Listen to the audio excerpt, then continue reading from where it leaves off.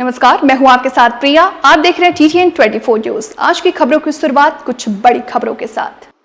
बिहार के बड़े समाजवादी नेताओं में शुमार रहे रामजीवन सिंह ने जन सुराज को अपने समर्थन दिया। उनके पुत्र डॉक्टर राजीव नयन को आज बेगूसराय में उनके आवास पर आयोजित कार्यक्रम में प्रशांत किशोर ने जन सुराज में शामिल कराया।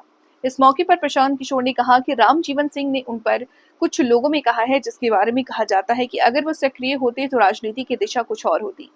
इन्होंने जब जनसुराज को अपना आशीर्वाद दिया और अपने पुत्र को पार्टी से कार्यों में शामिल होने की आज्ञा दी, इसके लिए उनका आभार प्रकट करता हूं। बता दें कि रामजीवन सिंह का करीब 50 साल लंबा राजनीतिक जीवन रहा है। वो 5 बार विधायक और 2 बार सांसद रहे हैं।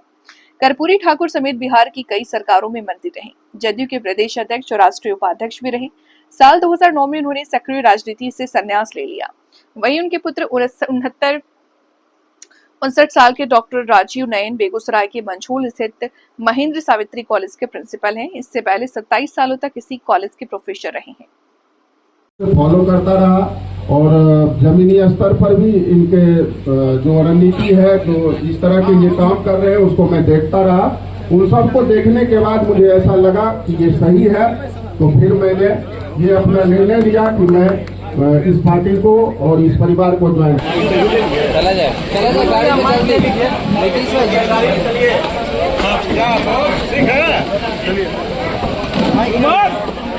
अरे जनता जंक्शन आज नहीं है, जीवित है, राजनीति में नहीं है, जिनके बारे में समाज आज भी अच्छा बोलता है। समाज में जिनके बारे में लोगों ने कहा कि अगर वो होते, सक्रिय होते, तो आज दिशा इतनी बुरी नहीं होती। उन चंद नामों में एक सबसे प्रमुख नाम रहा है रामजीवन बाबू का। जब मैं यहाँ गाँव चला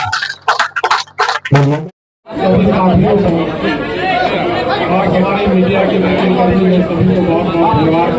आप लोग समय निकाल कर आए। आज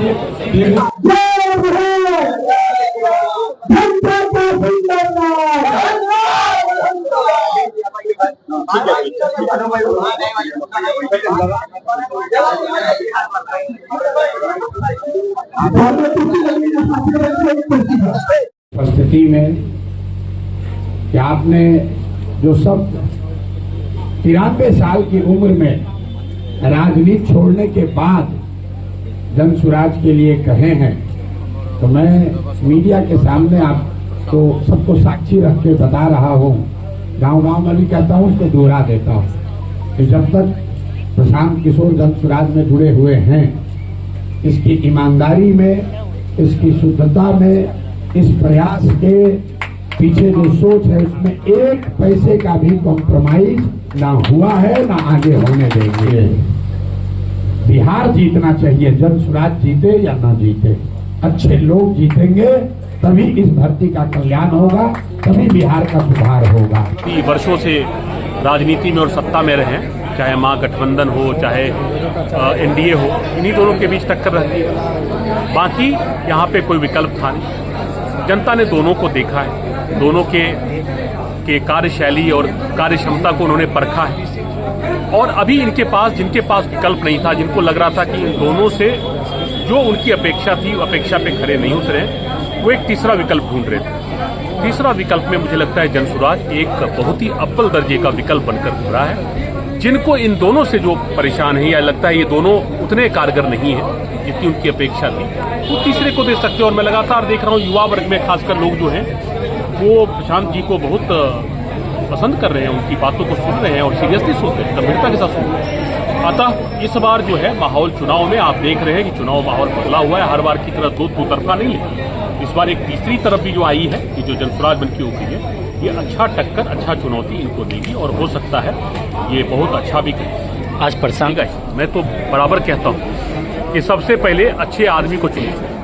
अच्छा आदमी अगर बुरे पार्टी में भी जाएगा तो कुछ अच्छा करे, लेकिन बुरा आदमी अगर एक अच्छे पार्टी में भी जाएगा तो कुछ नहीं करेगा, बुरा ही करेगा। इसलिए हमेशा पहले व्यक्ति का चुनाव कीजिए। अगर दो पार्टियों में दो समतुल्य व्यक्ति हैं, दोनों अच्छे हैं, उनमें जो पार्टी अच्छी है उसके बाद उसमें चुनाव कीजिए। लेकिन कोई अच्छी पार्टी अगर कोई गलत कैंडिडेट को देती है, टिकट देती है, चाहे जनसुराज ही क्यों ना, तो उनको आप बिल्कुल वोट मत कीजिए। आप हमेशा कैंडिडेट को परखिए, जांचिए, उनके इतिहास को देखिए, उनके बैकग्राउंड को चेक कीजिए, तब उनको वोट दीजिए। अतः मुझे लगता है कि कोई अच्छे कैंडिडेट, जनसुराज का ये पहला प्रयास है कि अच्छे कैंडिडेट को दिया जाए, और जनसुराज अगर अच्छे कैंडिडेट को टिकट देता है तो निश्चय ही जनता यहाँ की सजग है, समझदार है, वो अच्छे कैंडिडेट को चुनेगी। तो छोड़िए सर, बेगूसराय तो सातों विधान अपना ही है, जनसुराज का ही है। जनसुराज वो माहौल बन चुका है। जनसुराज जनता के लिए जो विकल्प है, जनता के लिए अच्छा विकल्प है। अभी जो जनता जो राजनीतिक बंधुआ मजदूरी में फंसी हुई थी, उससे निकलकर जनसुराज को वोट कर रही है, और जनसुराज, हमारी जनसुराज बेगूसराय के सातों विधानसभा पे जीत रही है। बकरी विधानसभा में क्या माहौल था? बहुत अच्छा माहौल है। बकरी विधानसभा तो चाहती है कि जल्दी से जल्दी चुनाव हो और जनसुराज को जिता लें। घोषणा कब तक होने की चांस लग रहा है? लगता है 10 सितंबर तक उम्मीद है।